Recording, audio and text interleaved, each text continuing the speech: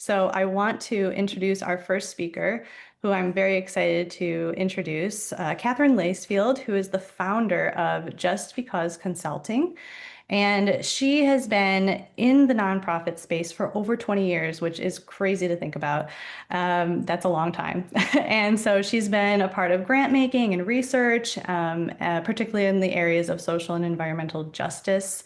And overall fundraising trends. So I hope that you can give Katherine a warm welcome in the chat, throw her some great emojis, and welcome, Katherine. Hello, hello. You guys hear me right? That's all good. All right, so I'm just going to start by sharing my screen. All right, thank you so much for having me. And Rob, thank you so much for saying that I'm one of your, oh, is it doing the weird thing where it's blocking my screen? A little bit. Is this a better? This looks good here. Okay, cool. Yeah, so for some reason on this computer, it like blocks out when I have my presenter view on the other side, but I hope, let me know if ever there's an issue. All right, so I'm very excited to be sharing everything about monthly giving because everyone wants to do things automated, right? Everyone wants to not have to be constantly out there doing the tasks manually. Well, monthly giving and building up your monthly giving program is what's going to allow you to have recurring revenue without having to constantly be launching new fundraising campaigns.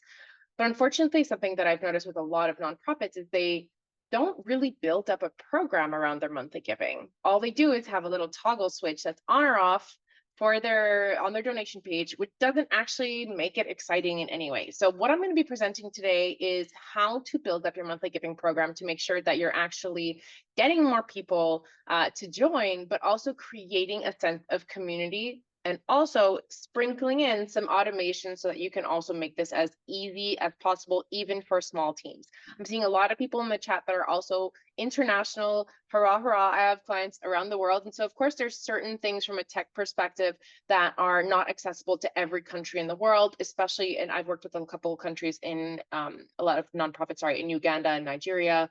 There's a lot of limitations in a lot of African countries, unfortunately. But if you have any specific questions, I'm hoping to leave a bit of time at the end so that we can answer them. So let's get straight to it. So what we're going to be covering today is why invest in monthly giving, how to build and improve. If you already have a monthly giving program, you don't have to start from scratch. How can we just improve it? How to get more monthly donors, doesn't everyone want those? And how to retain the ones you already have. So let's go right to it. So I'm going to be sharing a lot of the insights I'm going to be covering today are based on 2 case studies of some of my clients or organizations that I've worked with. They are in the animal welfare space because that's the space that I tend to work in a lot. So if you work with animals, please don't hesitate to reach out. That is really my cup of tea. I really enjoy working with animal organizations, but I have worked with everyone. So don't worry if you're not in the animal space, this is also relevant to you. So I'm showing 2 case studies because I wanted to cover both small organizations, because I'm seeing in the chat, some of you are very small teams, small organizations. This is still possible. And this is also an international example. So she's in Albania and they work very regionally. They work a bit on the national scale and they're in the middle of expanding. The second example I'm going to be using is when I was working for the SPA, so the Society of Protection of Animals in Canada. They were more medium sized. They already had a big team by the time we were doing this. They were in Canada and we were working on the national scale. They're now closed, unfortunately, for many different reasons. But when I was working there 10 years ago, we were able to really build up a strong monthly giving program. So I'm going to be sprinkling in some of these examples to show you real world examples and tips. All right, so who am I and why am I telling you this? My name is Katherine Lacefield, and as Jenna very nicely introduced me, I have been working in the nonprofit space for a very long time. So 20 years being both volunteer, working in all the positions, doing everything you can think of working in nonprofits. I'm a philanthropy consultant working for many charities around the world. I have a podcast where I talk about fundraising, and I'm generally a fundraising nerd. And also I do walk the talk. So I'm also a very proud monthly donor to many different nonprofits, and I often offer my help to build up these programs because I think that this is the way to go forward. All right, so let's get started straight away with why you should be focusing more on monthly giving programs.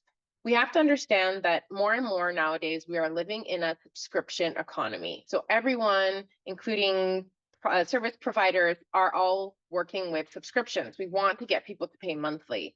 Why? Because it's easier for a lot of our clients to budget our monthly account instead of one-time big payment. So it has many other advantages. So that's what we're going to be covering today. So first question, and I'm very curious to the answers. How many monthly subscriptions do you currently have? And now I'm not talking about utilities or phone bills. I mean, everything that's kind of non-essential, if I could say, entertainment, food boxes, subscriptions. Just quickly in the chat, I would love to hear your answers of how many monthly subscriptions do you have? 2, that's good. That's not too many. Under 5, 5 to 10, 5 to 10, more than a dozen. So you see 40, what? That's insane. None, no idea. That's one. So that's the thing. So there's people that have many monthly subscriptions. This is more and more normal. And unfortunately, I have no idea, and I should probably go check that out. It is definitely one that is very common. So first of all, just like some little stats. So in the US, the average is 4.5. In Canada, it's 8. So just to show you some from these subscription numbers, we can tell that a lot of people are already doing monthly payments to things. Why not also make that for their monthlies? So also just a quick little statistic that I didn't include, but I wanted to share with you. In Canada, I don't have the statistics, unfortunately, for the US, but when people were asked how much they give every month to subscriptions, how much does it cost them, they estimated it was around $86. Unfortunately, it was actually $236 when they made the calculations. So when I'm looking at this, it makes me realize that a lot of people, when they pay monthly, we just stop realizing and it becomes overwhelming. So what we have to understand is also people are very likely to subscribe and stay, and they don't notice it as much as a big amount. Now, this isn't to say that that is our strategy for monthly giving, but it's a much easier to budget a $10 a month that we don't really notice than $120 one shot at the end of the year. So this is just some little insights and statistics around monthly giving that I think are interesting to share.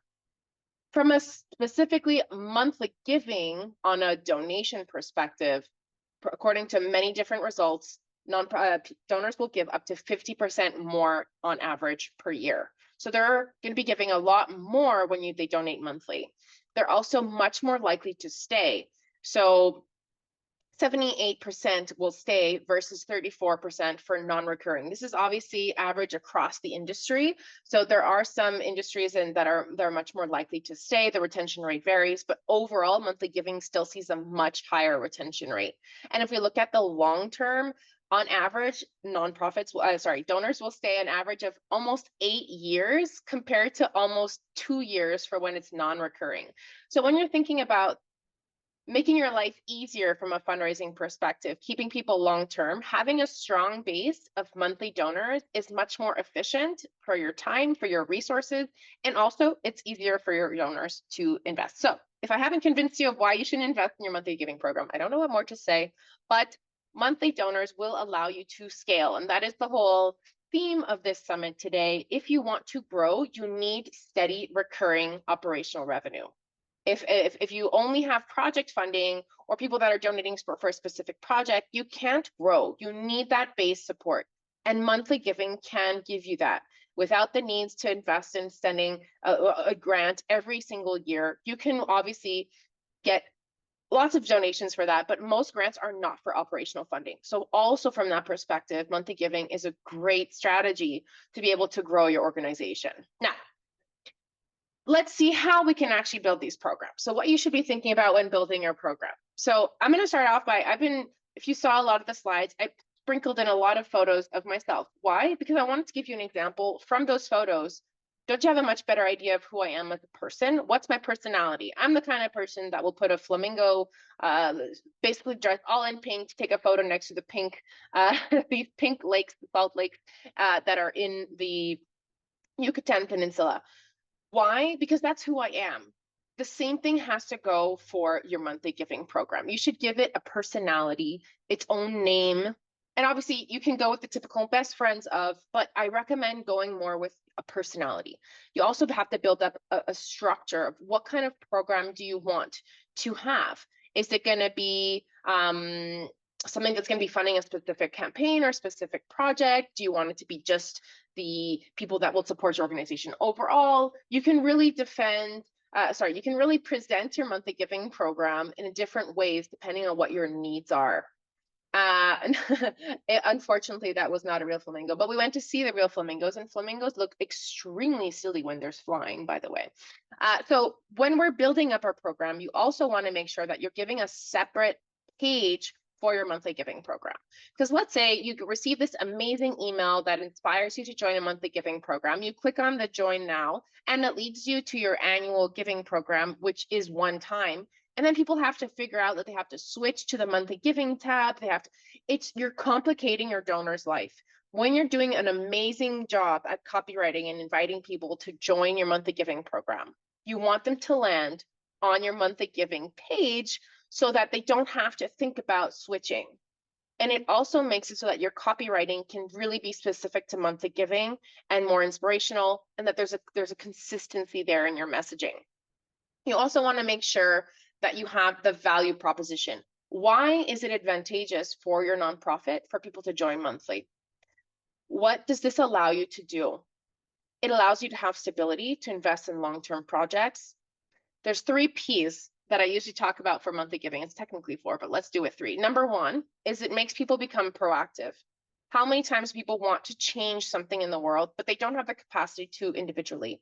But by becoming a monthly donor, you're becoming proactive and investing in the solution and into the world you want to see as a donor.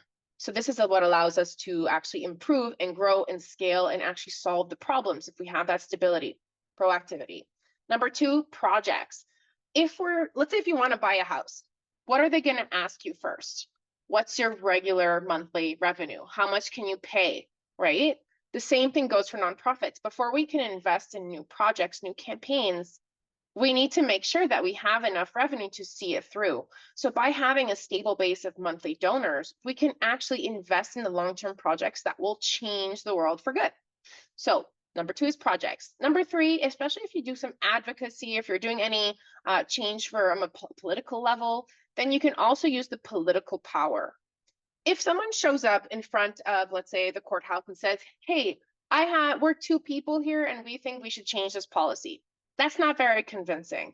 If you have a crowd, however, of hundreds of people that are not just showing up and signing petitions, they're investing, they're investing monthly into this cause, that shows commitment, and that shows a lot of power and representation of your organization and of your mission. So you can also use those 3 things of you're becoming proactive, you're allowing us to invest in the long-term projects, and you're also giving us political power by investing in this cause. So you can use this for your membership strategy if your monthly donors become members and they do have those powers of voting from a governance perspective. You can also include that into your value proposition. Okay, when I think about its personality, all that stuff, how are we supposed to figure that out? Well, let's see. You have to first get to know your donors. What do I mean by that? What kind of information can you find on your donors? And for anyone who doesn't have a CRM, we were just talking about it, Rob and Jenna, in the previous little introduction. You have a lot of data in your nonprofit, but maybe you're not using it to be able to direct people in the right direction, right? So how old are they? What's the average age if you have that information? Are they in a specific region or are they international? What are they motivated by? What are their giving behaviors? Are they giving annually? How much are they giving annually? Try to get to know who your donors are before you build your program, because you want to be able to direct the program to the people who are already supporting you. So you don't want to just be throwing it out there to anyone. You really want to build it towards the people that are already supporting you. Okay, you can also test out different languages on email and socials to see what people really respond to. Some places where you can find this data is obviously your database to figure out how are they giving, how often are they giving, when are they giving. If you have any further information around demographics, that's super useful. If you don't have them in your CRM, look at who's visiting your website. Go to your Google Analytics. You can have some information on gender, on location, on age. You can have some of that information to get you started. Social media is also a great place to start seeing who's following you, who's tracking the information. There's a lot of this stuff that you can find. So Joanne, I'm going to answer you quickly now. The ideal profile of monthly donors, there's certain specific criteria that I recommend looking for when you're going through your database. So of course, the best person, if I could say, is someone that has been already giving to you more than once a year. Someone that has a higher frequency of giving is more likely to become a monthly donor. What I usually do when I'm doing these segmentations is also include people that have donated at least about $100 a month, $100 a year. That way, if you're trying to invite them to join your monthly giving program at $10 a month, they have the capacity to do that, and they're still going to be giving 20% more every year. However, caveat here, you will be surprised by some of the people that join your monthly giving program. It might be someone who joins for the first time and who becomes a monthly giver. It might be someone who's donated $5 once, but really enjoys your cause. So it doesn't mean that you have to exclude everyone else, but there are certain criteria that you can take into consideration if you want to segment them out. I hope that answers your question a bit, Joanne. But it obviously depends on your organization, on your values, and who your people are. Okay. Now we want to try to figure out what is their personality. So how are they? Are they more on the personal friendly side? Are they more corporate professional? Are they more high energy and spontaneous like I am? Or do they more take their time, think about things before they make decisions? Modern high tech, classic traditional. So these are the kinds of things that you might want to think about and ask yourself about what are the type of people that are following us? You can find a lot of this information through surveys as well. If you want, it's a great engagement strategy to send out a little survey, obviously not necessarily asking them, hey, are you personal and friendly or corporate and professional? That's not necessarily what I mean. But you can always ask people what campaigns motivate them the most, how do they like giving, how would they describe themselves. You can always get that information through surveys and also through social media interactions. Which posts do better? For example, I'll just use myself as a consultant. When I do funny posts, people react well because that fits with my personality. So that's what I've been continuing to do. You have to figure out what works with your donors. So that will involve probably some testing. I did a little worksheet that is included. Jenna and Rob maybe can explain in the chat how they can access that. It's really a worksheet that allows you to go through all of the steps that I'm presenting in this speech right now, that you can do it yourself after when you have the time to think about all these things. And there's one of these little things where you can make little circles and kind of figure out where you are on the spectrum. All right, this is just an example of a monthly giving page from one of my clients. So Animals Need Me, they're in Albania. The personality of their post is friendly, but more of a professional tone. They don't necessarily, they're not silly in their communication. So I wasn't silly in the copywriting, but they're still friendly in the sense of we use emojis. We're trying to make it still more fun, and let's say the donation amounts, we still use a slightly fun language, but generally speaking, the language is still very professional, very clean. So that is something that I had to take into consideration when building their monthly giving program. Okay, a couple things if you might have noticed on this page, we included how much we raised and what was our goal. So our goal was to get to $1,000 a month when we started off. We're now at almost 2,000, so it went pretty quickly to join up. And we really made the copywriting focused on monthly giving. So we said we need $8,000 a month to cover all the expenses of the shelter. We are looking to our best friend, so that's the name of the program, to cover $1,000 a month on a regular basis. Okay, so we made it very clear what our objectives are. You can do the same for your monthly giving program of establishing an initial goal. And it doesn't have to be dollars, it could be the number of donors that join. So we want our first 50 monthly donors, for example. Okay, so you're going to want to have an objective because people respond really well to objectives. They like feeling like they're helping you achieve a goal. Can we change the whole world with becoming a monthly donor? People won't feel that they can. But can they help you reach this single objective of getting 50 donors? Yes, their contribution makes a difference. So this is just an example of when I was building up this program, I had to think about why, what's our goal, what's the value added, and make it very clear in the copywriting, and that there's no one-time gift option. So when I was asking people to join the monthly giving, I was like, no, we're just looking for monthly donors today. This is what we need. So it kind of removes the decision of, oh, well, I'll just give once and then that's it. We were really trying to make people understand that the monthly donations is what we wanted. Okay, obviously, if you have any other questions throughout the thing, please drop them in the chat. We can answer them later. Okay, the second step, you build up your program, you have a page, You have a monthly giving page that is separate. You have great copywriting. You understand where your donations are going to go for. Now we need to get monthly donors, right? So we have to create acquisition systems. So this is where we're going to include some automation, but I will say that at the end of the day, you have to still have some human interactions, but what we're going to try to do is create the systems that we're covering all our bases, and then you still can include the human interactions as much as possible. Okay, so I'll show you one of my acquisition strategies, which was a face-to-face street fundraising that we did in Montreal, Canada. So those are knowing people on the streets that are like, hey, do you have 2 minutes to talk about Greenpeace? Yeah, that was me for 5 years. So what we did is we had a lead magnet. We had a petition. So it's much easier to stop someone to talk to you about a petition than to say, hey, you want to join to give us monthly? That doesn't work. You have to warm it up a bit. You have to lubricate the conversation, if I could say. So we started with a petition. That allowed us to have a conversation with someone. What did that do? People ended up donating. Our number one ask on the street was always, we are inviting people to join as monthly donors because that allows us to invest in the legislative change that we want to bring about, long-term projects, and obviously gives us political power as an animal rights organization. Of course, some people did. We were able to get around, I would say 1,500 or more monthly donors directly on the streets. However, what we also did was collect hundreds of one-time gifts. So these were just people that donated one time, but we had their information. Okay, so that was number one. And then what were we able to do? We were able to then use that information to call them, follow up, include them in a newsletter, and build up our relationships with them to then lead them towards a monthly gift. So what would I do differently now? This was 10 years ago. I would have created a welcome series specific for everyone who donated one time on the streets. And what would I have said? I would have specifically said in that welcome series, hey, we were so happy to run into you on the streets of Montreal. This is personalized. People will feel, oh my God, they're talking to me.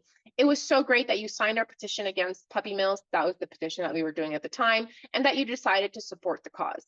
Thanks to people like you, we have been able to be present every day in Montreal to spread awareness. Laws have started to get changed. We're starting to build up more and more campaigns, et cetera, et cetera. That would be the first email. Then you can have a series of emails that shows impact stories. Here's one of our protests. Here's one of our media presentations that we did on television that got views across the country that was able to spread awareness about the horrors of puppy mills. You show impact stories, and then on, let's say, the 4th or 5th email, which would be maybe 2 or 3 months after they make that initial gift, then you ask them once again, hey, you know what the best thing you can do to help spread the word more and for us to have more political power is by joining our monthly giving program. Then you include the link towards your monthly giving page, et voila. What I also did was included, yes, the welcome series by emails, but I also find that phone fundraising is one of the most efficient ways of doing it, in the sense of you're having conversations with people, you're building a strong relationship. So if you're a small team, that might be out of capacity, and I totally understand. But if you do have the capacity to call at least the one-time donors at least once to thank them for their gift, have a conversation with them, you never know how easy it might be to just get them, hey, by the way, I'm just throwing it out there. We have our monthly giving program, and that is really what allows us to make the most change. If you're not comfortable pushing or having our conversations with people and trying to inspire them, then just leave it there, but at least they had a human touch point. I get it. Not everyone is a good salesperson or fundraiser live. They get nervous. It'll come with time. But at least if you have that personal touch point to say thank you, when your emails do land in their mailbox, they're going to remember you. They're going to be able to be much more open to actually joining the monthly giving program after. So some little downsides, if I could say, about street fundraising: very expensive. So having people in the streets day in, day out to collect this information was very expensive because we had to pay these people. However, the long-term return of 2,000 monthly donors donating on average $12.50 was more than worth it in the long term. However, what this is an example for small teams is whenever you're out there in public, you're at an event, you have a table, find a way to collect these people's emails to then include them in a welcome series that is automated, that will lead towards monthly gifts. I would highly recommend for anyone here, social media is great, but email is king when it comes to converting, especially for monthly gifts. Okay, so you really need to make sure that you're having some form of lead magnet. We had a petition, it could be a quiz, it could be a giveaway, it could be a contest, whatever it is, please have something to convert them to email and have an automated welcome series that leads towards monthly gifts. Okay, so that's acquisition strategy number one. Number two, so this was for Animals Need Me. So I'm going to give you a good breakdown of what happened with them. They had been around for about 12 years, but they didn't have a database. They didn't have an email system. They were mostly relying on social media. So what did we do? We collected all of the emails from their PayPal donations and anything that we had to invest in an email system. And what did I do? I segmented those lists. So people that had been giving several times, they were created a separate segment that was, these are people that are much more likely to give monthly. Okay, so then when we were able to send emails, this is just an example, and of course you can read it from a copywriting perspective. This was their last year's end of year campaign. It was their 12th anniversary. They had been open since 2012, and it was the 12 days of giving for Albanians animals. So we were talking about, all of these things that we're looking for. But then if you look here, but I would like to make a special ask of you. I just noticed a typo here. Made a mistake. Lost a little space here for our 12 days of giving. I would like to invite you to join our Best Friends of Animals Need Me program as a monthly donor. So what did we do? We really said this segment of people that had been donating regularly and frequently and over $100 on average a year, I sent them this specific email and asking them as if they were part of an exclusive group. I didn't send this email to everyone. I only sent it to the people who I felt were able to do this. What I also did, the $20 or $60 a month, that was sent to people that had been giving on average $200 or more.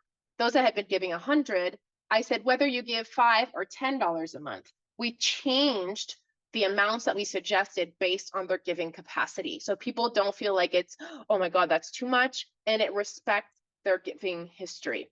So these are some easy little tweaks you can make. I made 4 segments. One that was people that had been giving very small amounts. They just got the one-time gift ask. Then there was the second one where we talked about $5 or $10. Then there was the third one where we were asking more, $20 to $60. And then there was the number 1, which is the biggest donors, that we were asking for higher amounts as well. Okay, so the segmentation I selected, I was segmenting based on the criteria of their giving history. So how frequently they had been giving, how big of a donations they've been giving, and when was their last donation. Because that's another criteria that people tend to forget. If they haven't donated to you in 2 years, you need to warm them up again. So if they haven't given, you might want to wait for them to give an extra donation this year one time and then warm them up towards a monthly gift. I hope that answers your question, Amy. So this is just an example. So what did we do? So within the 6 months of launching this monthly giving program online, with having an online donation platform that's not PayPal, that's not just bank transfers, a lot of international organizations, I know that's what happens. We ended up confirming $1,500 a month within the first 6 months of the launch. That's really good for a small nonprofit whose monthly budget is $8,000. So now in August, she's actually reached the $2,000 mark. So we were able to confirm and cover 25% of her monthly costs in about 8 months by launching a monthly giving program. And the retention rate has been through the roof. The only people that have left are people that on their annual giving page that included both one-time and monthly. The monthly had been selected as like the first one, if I could say, and they just accidentally had signed up for monthly. So we ended up changing it so that one time was still first, and they had to select themselves the monthly giving to give. But since then, we've had a very low loss rate. And that is why I will lead to the next step of stewardship. So I got one. How do I keep them? So that's why we need to be able to create stewardship systems as well. Okay, so we need to make sure that if you're going through all of this effort to acquire donors, you need to make sure you're keeping them. The people that are already there are those that you should be focusing most of your one-on-one interactions or personalization strategies on. Okay, even if it's 20 people, you should be focusing more energy on those, because if we look at it from a return on investment perspective, it costs you so much more in time, energy, and sometimes just cost if you're doing marketing to get new people to join than to keep people that have already donated in your program. So you need to create these stewardship systems so that you can keep them on board. So what drives retention? People need to have clear messaging about your impact. Share impact stories. If the only communications that you're sending are, hey, can you donate again? Can you donate again? People are going to lose interest. They're going to stop opening your emails. If you share impact stories of, hey, you know what happened this month? This, and share a story. Thanks to you, thanks to people like you, we were able to blah, blah, blah, blah, blah. Number two is credibility. They need to trust you. So you need to be able to show trust. And I'm going to give a little tip in the next slide of how you can build up better trust and credibility very easily while also doing stewardship at the same time. Number three is attraction. And what I mean by that is not physical attraction, even if, maybe that would help, but it's really around their identity. So remember when I was telling you about figuring out who your donors are? You have to be speaking to them in the communications. Thanks to people like you who believe that animals deserve a better life. People like you who understand that protecting our environment protects us all. People like you who understand that helping children get access to school is the best way to revolutionize a community. You have to start focusing your copywriting on the identity of the person and their values. Why? Because that is much less likely to change than their donation behavior. If you just say, thank you, thanks to your gift, we were able to this, their gift is just an action. But if you say thanks to people like you who believe in, et cetera, you're really getting them to understand that it's their values and who they are as a person that is important, and they will feel like they're part of a community. Which leads me to the exclusivity point around you want to make them feel like they're part of a special club. And I don't mean this to be that you're being exclusive, like you're excluding other people. I want you to make them feel like they're part of something special, especially if they're giving you monthly, treat them differently. And I'll give you a couple examples of how you can do that. You're sending out a newsletter. You have your like your donors, where you can say, thank you for donating. Thank you for being a donor. But your monthly donors, you just switch around the copywriting a bit to focus on the fact of, thank you so much for donating monthly. Recognize that they are your most stable, recurring donors. It's very important to start building the sense of community through exclusive communications, sending them one-on-one emails when you can, and making them really feel special for being in your monthly giving program. Okay, so these are different things that you should think about when you're driving your own stewardship. And how can you automate this? Well, there's a couple different ways. So we're talking about scaling, right? In a lot of donation platforms, you can have automated monthly receipts for monthly donors. So every time they make their donation, let's say it's today, August 20th, they'll receive an email that says, here's a receipt for your gift. Very boring. A lot of platforms will allow you to actually personalize that email on a monthly basis so that you can include a different story of impact. Thanks to your gift this month, which they just made, this is the kind of things that we're able to do.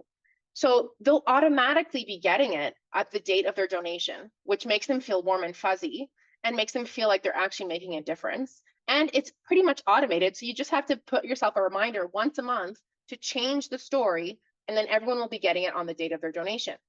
So these are some things that you can do to automate the process. Also, another thing is you can have a specific welcome series for people who join your monthly giving program that is really focused on the power of monthly giving. And you can spread these out over a year if you'd like. You can have it so that every month they receive a specific email about monthly giving and the impact that you're having. And that way you don't have to stress about making sure that you communicate with them on a regular basis. So you can have it automated. However, once again, if you can have the capacity to give them a call, a personalized call, or personalized one-on-one email. Thank you so much for joining. Your donor number is 67. We're almost to 100. Thank you so much for joining our community. We would love to hear why you joined. And this is what leads me to the credibility and trust impact through community storytelling. You really want to let other people toot your horn for you in the sense of, if you're just saying, we're amazing, we're amazing, we're amazing, it doesn't have the same impact as other people saying they're amazing, they're amazing, they're amazing. And I'll just give you a little example. When you see that little coffee shop, it says best coffee in town. Do you believe it? I don't personally. I don't trust those best coffee in town. It's not true. It's not true. It's lies, guys. But If I go onto Google reviews and they have a 5-star rating and they say, honestly, this is one of the best coffee shops in town because of X, Y, Z reason, much more likely to go. So this community storytelling, think of it as your Google reviews. People trust what other people and their peers are doing. So if they see someone that gives them a story that says, hey, this is why we support this organization, you're winning. You're allowing to show your external community that are maybe not donors yet why other people are supporting you. And that can be very inspirational.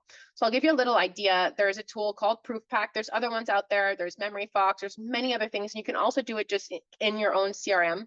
But what I like about these community storytelling tools is that you can have just a link that leads to like a little form. You can't really see it here. And if anyone has any questions, please feel free to reach out to her on LinkedIn.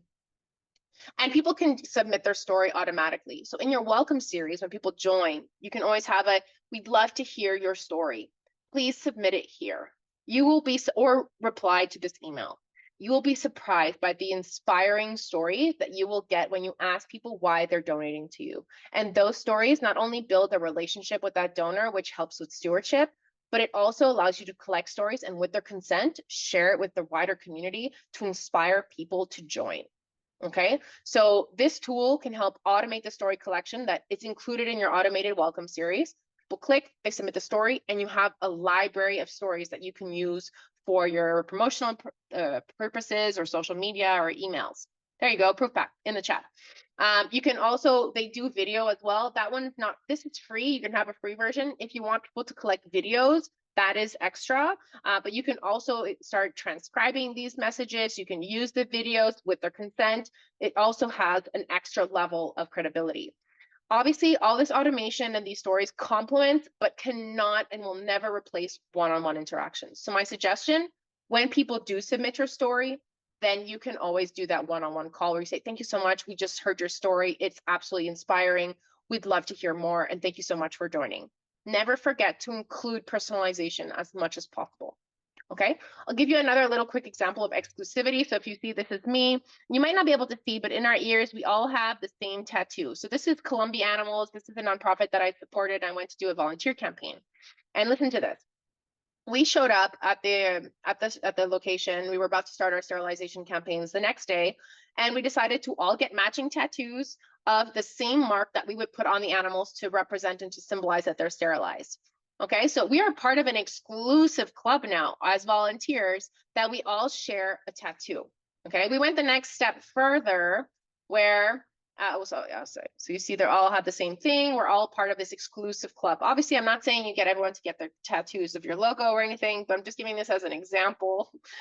What we went is we went one step further and we were part of the Snip Snip Club, where we actually got a little upside down heart, which is actually testicles, just saying, because we were snipping testicles for the dogs. So how loyal do you think I am now after having literally tattooed something about this organization on my body? I'm gonna remember and know this organization forever. Yes, the SNP, it's amazing. So actually now I'm helping them build up their monthly giving program. And what did we do? We built it around the crazy personality of these donors and of these volunteers that they do fundraising to come to Colombia to go and help for a weekend to help sterilize animals. That is the personality that we built the program around. And her program, and we were going for the Snip Snip Brigade, but she changed it to something else, and I have a blank right now, but it's something similar. I think it's called Cut the Nuts Club. So it's something similar to Snip Snip Brigade. So this really shows you the importance of personality, how you're building your program, who you're talking to, and obviously making it feel like you're part of something fun as well. Okay, so this fits with the personality of her volunteers. Okay. The Stewardship Cut the Nuts Club. Yes, I know. Candace, it's amazing. She's crazy. At first she wanted to do best friends. I was like, no, Natalia, you have to do something funny because that is who your audience is. You have to speak to your audience. If you don't have crazy people like us who get tattoos, then of upside down of testicles, let's be honest here, then don't do that. But this just is a symbol and an example of how this can be helpful. I also recommend doing a stewardship matrix to make sure that you can separate and automate your processes, but also keep personalization. So you might want to think of when someone is a new monthly donor that they get certain things based on the level of giving. If they're a regular monthly donor, what are you going to do? And if they stopped giving, what are the steps? Because of course, the people that are giving the most, we have to be honest, the return on investment of your time is higher. So you should be giving a bit more personalization, a bit more time to them. But if you are just starting your program, anyone that donates to your monthly giving program should be getting as much as possible if you have the capacity to. So this is just an example of how you can organize your stewardship in a way of respecting your time and capacity, but also trying to personalize the experience depending on the level of loyalty, if I could say, or of investment that these people are making in your organization. The whole point here is to make them feel seen. You want to make people feel unique, like they're part of something special. I'm just making a little list here. I see the time. I talk so much. I love sharing these stories, but these are just some things that you can integrate into your stewardship, like making the personalized email series, like I said, based on which campaign they like, based on are they a dog person, are they a cat person, which aspect of their work interests them most, have a little poll, and then depending on their answers, curate their email series. You can have just two. One is for cat people, one is for dog people. It'll still feel personalized, even if it's automated. Phone calls, I know phones, I thought they were just for texting, but hey, guess what? They're not. You can call people if you have their phone number. Just thank them. Just thank you. Don't do a task, which is a thank you and an app. Just say thank you and welcome them to the program. People will be surprised. There's also videograms that you can do if you want to automate the process, but still make it feel personal. Use things like Loom or any other automated video where you can just do a short 2-minute recording, include the link in your email that says, hey, Joanne, thank you so much for joining our monthly giving program. It was super helpful. There's AI tools that will help you actually, they can change the name verbally of what you're saying. So instead of Joanne, it'll say Candace, or it's like Courtney. You can do that through AI. Or you can just have it where you don't say any name. Thank you so much for joining. We're so happy that you're now part of our program, et cetera, et cetera. Thank you cards and letters do go far, especially if they're handwritten. There are systems that exist that you can actually do this all automatically. VIP invitations. So if you do have in-person events, or if you have resources where it's like, hey, this is exclusively to our monthly donors. We're doing a specific webinar where we're presenting our upcoming projects. We'd love to have you part of it. And of course, like I was mentioning before, you can have those automatic new emails that come at the date of their monthly gift. So these are all strategies that you can choose. You don't have to do them all. Pick and choose based on your capacity. Be realistic. Don't burn yourself out. And just make sure that you're doing something to make people feel like they're special. Okay? So to summarize everything, the key points is give your program a personality. Snip Snip Club, Cut the Nuts Club, whatever you want to call it. Make it really unique to your organization so people feel like they're joining something special. Also, make sure that you're mentioning your monthly giving program to everyone. Make sure that it's visible, you're talking about it. If you don't mention it, people are not going to join. Make it attractive by focusing on people's identity, their values, what they believe in, and what you stand by. And so people will feel much more associated with it, and they're much more likely to stay long-term. And of course, plan out your stewardship to keep these donors close. Okay, so I know this was a lot to cover. I really wanted to make sure that you had a big plan of how you can include automation, but also how to just set up your program properly. Because once it's set up, like I haven't really changed for Animals Need Me. I haven't changed much in the program since we set it up. So thank you so much for joining. Thank you so much for listening. If you have any questions, please connect with me on LinkedIn. That is the place where I am the most active. So please make sure that you connect with me if you have any questions. I'd be happy to answer them. And I don't know if we have some time, Jenna, but I know it's 4 minutes left, but Yeah. Oh my gosh. First of all, I just want to thank you, Catherine, for everything. This was fantastic. And thank you for sharing your personality in the process and all of your humor. We have at least 2 to 3 minutes to review some of the questions that we saw in the chat and the Q&A.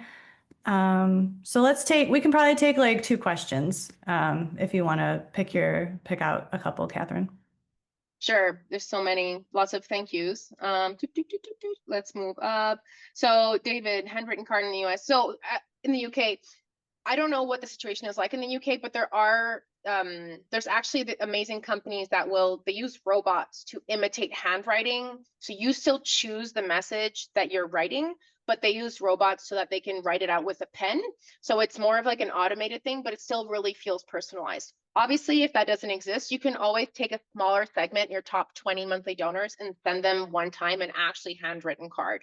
So you can send it manually. People will respond to that much more than anything that you send that is printed, because I'm sorry, but if I receive something that is printed, I just feel like, oh, this is just, snail mail. It's not. If I have a card with my name written on it in handwriting, I am 100% opening that card, like 100%. So that's one question I can see. Okay, so Peggy, that's a very good question. How do you do that when your cause is not a fun club like suicide prevention? So it's not about focusing, it's on focusing on the community building around what you're doing. Like you can be the prevention squad. You can be something that it doesn't have to be funny, but like I said, that really depends on the personality of your donors and who they are. So you can make it inspiring and motivational if you're building up more links, you're building up the social, because even for suicide prevention, I know one of the biggest things that helps prevent suicide is by building a community. So you can be the safety net. You can call it the safety net. And every new, I have just the word in French, maillon, every new link in that safety net is making it bigger and bigger to be able to help more people. It doesn't have to be funny, but it has to be inspirational. I hope that answers your question, Peggy. So I see that it's 58. I don't know if there's any other question that I can say. Oh my God, there's a huge one. Email is key for stewardship. Was there another place for questions? Sorry, this is a very long We had question. a Q&A. So yeah, I think you got, the Q&A had some shared some insights, and then I responded to them. So yeah, I think we hit most of the actual questions for your expertise. So great. Yeah, I think you can see in the chat that people have loved the information that you shared and love your energy, and I echo that. So thank you so much for sharing your time with us today, Catherine. Really My appreciate pleasure. it.